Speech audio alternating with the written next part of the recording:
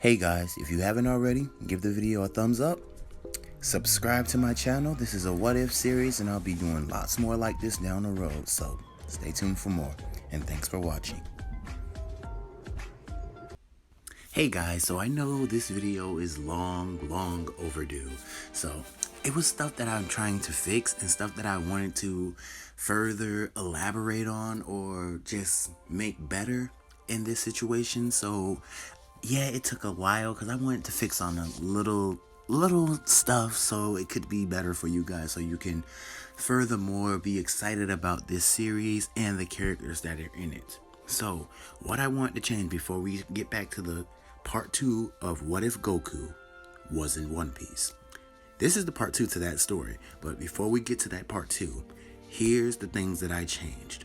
Okay, so Goku was in the world of One Piece before the Saba Ori Archipelago. He was in the world of One Piece. So he teleported somewhere around the time of the War of the Best. So as the war is going on, Luffy them just arrived and all of them are fighting it out, duking it out. Then Luffy's trying to save Ace and everything's going oblivion. Also Whitebeard's there and everything. So the whole fight is going everywhere. Everybody's fighting for their specific cause. Whitebeard's fighting to get his son Ace. Well, in this particular, if you don't know who Whitebeard is a pirate. He's an emperor, a strong-ass emperor, but he's gotten old, and eventually, if you haven't watched it, which I hope you have now, he eventually dies in that battle. So I hope I didn't spoil anything for you guys if you thinking about watching One Piece. But anyway, let's get back to this. So Luffy eventually saves Ace. Everybody's happy. Ace is free. He's starting to fight and everything. They also know that this mysterious man is helping them too. And you would ask, why would Goku join the side of the pirates instead of joining the Marines? Well, here's the thing about that. Goku joined the pirates. Goku's on the side of the pirates because of this specific reason. Goku and Luffy have met long before this whole incident even happened. Goku was a friend to Luffy ever since he was 15. Put it that way. This is my what if. Do something about it. But anyway, let's get back to the story. So Goku has known Luffy for quite some while, and Goku was just trying to find his own way, own route to get out of the Straw Hat universe, to get somewhere back in his world. So while Goku was trying to find his way out of the world, he said that someday, if he doesn't have the information that he needs, he would travel with the Straw Hat Pirates and travel with them, adventure with them until one day he can find his way back to his own reality, his own timeline, the people that he used to, because nothing would work for Goku. Even instant transmission, teleportation, sensing others' power, nothing would work for Goku. So he was stuck there, basically stuck in the world of One Piece. So that didn't stop him from training, that didn't stop him from getting stronger, that didn't stop him from furthering his power and everything. Keep in mind, this is the Goku after the Tournament of Power arc. So this is a pretty strong Goku. So when Goku was fighting off the Marines in the War of the Best, Luffy just instantly tells everybody, yeah, that's Goku. He's going to be on my crew someday. And Ace says, oh, that's who the guy you were talking about. He's incredibly strong, because Goku is just wailing. He's just knocking every last one of these people out. Just going all through the Marines. He even taps... Okay, let's put it like this. Garp instantly got in Goku's way, because he said, you will not get in the way of this war. Even though Garp was on the side of not wanting to be a part of the war, he didn't want to see his grandson get killed. He still had a job to do because he was a Marine. But Goku instantly said, I'm not going to hurt you because you're Luffy's grandfather. But I'm not going to let you get in my way, and I'm not going to let you stop us from saving Ace. So he instantly one-shots Garp in the stomach, and Garp just falls down. Garp was no match for Goku. So As Luffy and Ace are getting ready to leave the island, Akainu taunts Ace and gives him all kinds of backfeed and everything. Makes Ace mad. So Ace runs up to Akainu and they start to battle. They start to fight. And in the middle of the distance, Akainu's telling you you're gonna die here today. I promise you. Or whatever he said in that episode. As Luffy was doing his own thing, he sees Ace Viva card and he goes to grab it. Akainu dashes towards Luffy. Ace has no time to react. Ace has no time to get there. But no, Ace has enough time to react and have enough time to get there. So as Ace rushing over there trying to jump in front of Luffy, this is the kill shot that killed Ace. But Ace is not dead. This does not kill Ace. Because instantly, Goku teleported and hit Akainu with a thunderous shot that sent him flying into the marine building, creating a huge crater, knocking Akainu out. Goku was Super Saiyan 2. That's all it took to knock Akainu out. He eventually, and then, okay. Now, before anybody saying, how can Goku do this? How can Goku use this such power? Because how can he touch Logia type double fruit users? Okay. Goku, if you would like One Piece and Goku, One Piece and Dragon Ball Z, they're quite similar in sort of things. Let's put it this way.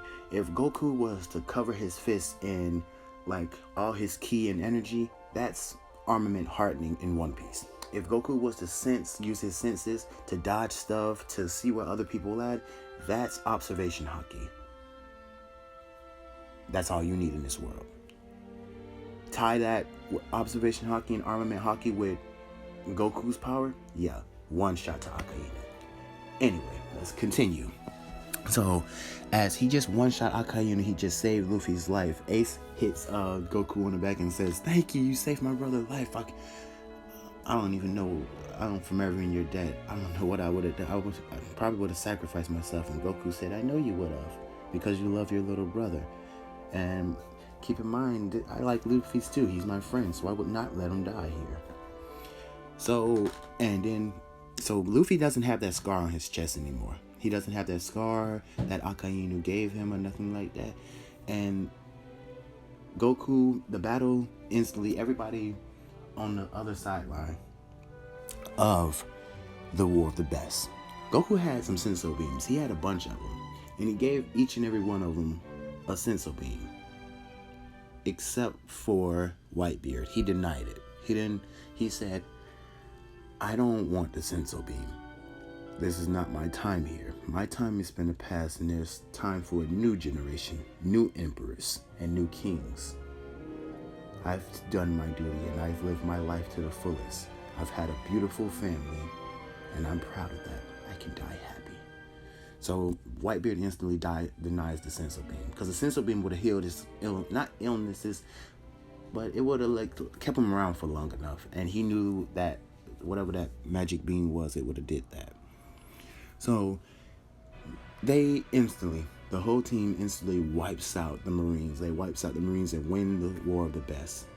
The light fruit user, he couldn't do anything. The ice fruit user, they stood their own, but with a powerhouse like Goku in there, and then on top of that, you got all these powerhouse double fruit eaters. Yeah, you can only get so far in that battle. So, as all the Straw Hat Pirates, they leave. Not the Straw Hat Pirates. Luffy, Ace goes on his own ways. He parts ways with Luffy, saying, "Thank you, little brother. You're very reckless, but right now I'm grateful for it."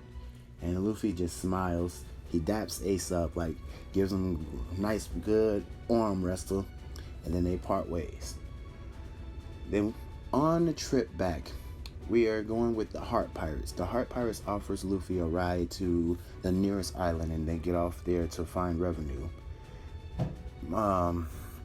Trafalgar D. Law, he suggests that Luffy and him makes an alliance to take down the 4 emperors.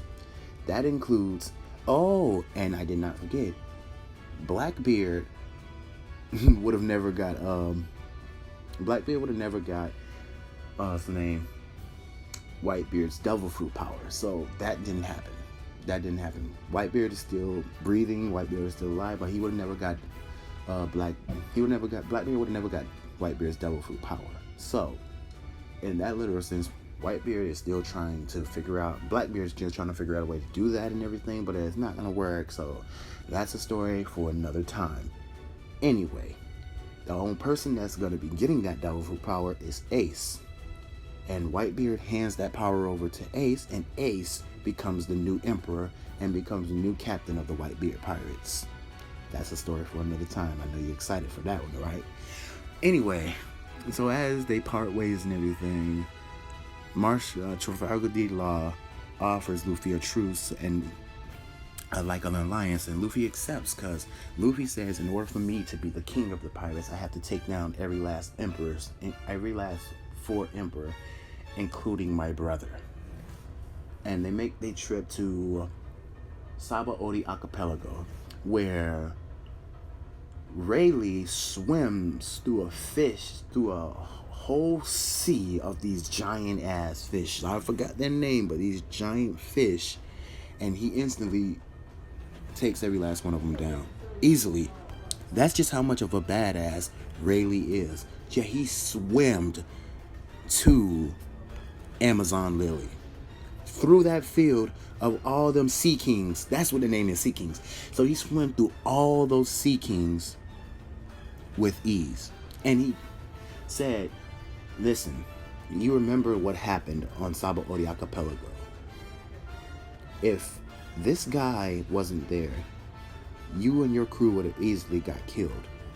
He made the suggestion that Bartholomew Kuma teleports you guys everywhere to save your lives. And Goku held him. And Goku made the suggestion to save Luffy and his crew because he didn't want them to get killed. So Rayleigh offers Luffy to train, to get stronger, to be prepared for the battles he's gonna face in the future. And Goku says, that's a good idea, Luffy. You need to train, because what if I'm not around to help you? Even though I'm always gonna be around, what if I'm tied up in a different battle and I can't come to you like I need to? And Luffy says, I'll take that offer. And Goku joins Luffy in his training.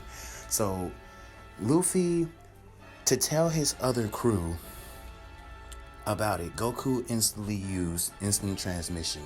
And you want to wonder why Goku just didn't grab every Straw Hat member and bring them back. He instantly transmission to all the other Straw Hats location by sensing the tiniest bit of key in their systems. So he teleported to Zoro's location, told Zoro to train for 2 years. He teleported to Nami, Usopp, Robin, Chopper, Frankie, Brooke. He teleported to all the Straw Hat members and told them, Luffy's gonna be training, me and Luffy's gonna be training for 2 years. And we want everybody to train those 2 years to get stronger for the battles that we're gonna face in the new world. And everyone agrees. I mean, they wasn't so skeptical. I mean, Nami came up to Goku. Of course, Goku is familiar with all the Straw Hat crew, and he befriended every last one of them. Nami came up to Goku and looked him in the eyes and said, you're not doing this for your own personal reasons, just to train, are you, Goku? And Goku says, no, I'm not.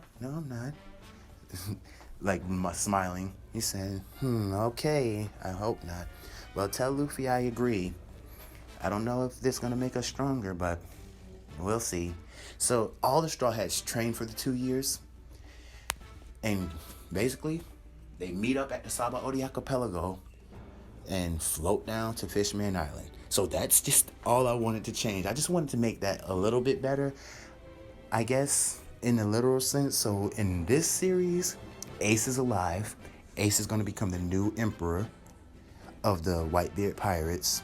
Luffy and the Straw Hats crew and Goku and Luffy are training with Rayleigh. And, well, that's it. So they meet up at the Sabaody Archipelago and they float down to Fishman Island. And Goku's teaching them, like talking about them, like he's telling them about all the adventures, all the battles, all the losses that he had to face in his lifetime. And Luffy's telling them him and his crew has faced those kind of battles too, and those kind of outputs. And as they're floating down, Goku asks Luffy, the Straw Hat Crew, do they know anything about ki? Including, like, Robin and Nami. They weren't too much interested in it. See, Robin, she was interested in poneglyphs. She's interested in, like, encyclopedias and all that kind of stuff, finding out information about what events could come into the future. That's her gift. She wasn't interested in, like, she's not much of a fighter because you're going to barely see her fight. Nami, she's not a fighter either. So that leaves Usopp, Chopper, Zoro, Sanji, and Luffy. Brook is a skeleton. He has no kind of ki base in his system, so he's exponentially expedited, whatever you call it. So Luffy begins teaching Luffy, Sanji, Zoro, Chopper, and Usopp the elements of ki as they float down to the Sabaody Archipelago. And I mean, it's gonna take time. Luffy already has the ideal of ki. I'm gonna put it that way. Let me erase the fact that Luffy already has the idealistics of ki. Because on training, Goku teaches Luffy all the basics of ki, of how ki, the ki control, and the Kamehameha. He teaches Luffy all these kind of skills and attacks and everything. So basically, Luffy's at a power almost higher than one of the emperors. I'm not going to say which one, that's later in the series, but Luffy has a high amount of ki in his system right now due to the training for 2 years. So Luffy goes on to tell the crew, like, ki, I don't know what this thing is about ki, but it just made me a lot stronger, and I can do things like this. He tries to charge up a Kamehameha, and Goku, he charges up a Kamehameha, and Nami instantly hits Luffy in the face with her staff. And Luffy said, ow, what is that for? And Nami said, what are you, blind? Are you an idiot? If you use that attack on this ship, whatever you're about to do, that's going to burst the bubble and we're all going to die. And Luffy says, oh, that's right. And Goku was wanted to see how much powerful Luffy has gotten with that. And he said, oh, yeah, so if you use the Kamehameha and this bubble here would pop and we would die. Not that I would let you die, though. So, Nami stops Luffy from using the Kamehameha wave. So, Zoro, Sanji, Usopp, and Chopper, they take the time to learn the basics of ki control. And he even says to Zoro that Zoro would be a very good applicant for Kaioken. So he does like separate training with Zoro, and Zoro instantly masters a Kaioken. Zoro gets up to at least ×7 Kaioken, close to the elite Goku, due to all the strain and all the frustrations and all the training that Zoro did to his body. And even if you've seen his 1 gorilla or his 2 gorilla or the muscle mass that Zoro has, he was a very good applicant for a Kaioken. So they float down, and the Straw Hats instantly run into a Kraken. They run into a Kraken. So this is the end for part 2. I will have part 3 out tomorrow. I just wanted to touch up on a few things, elaborate on a few things, get everything out the way that I wanted to fix, and I will have part 2 tomorrow. The part 2 will consist of Luffy and the Straw Hats going against the Kraken and showing you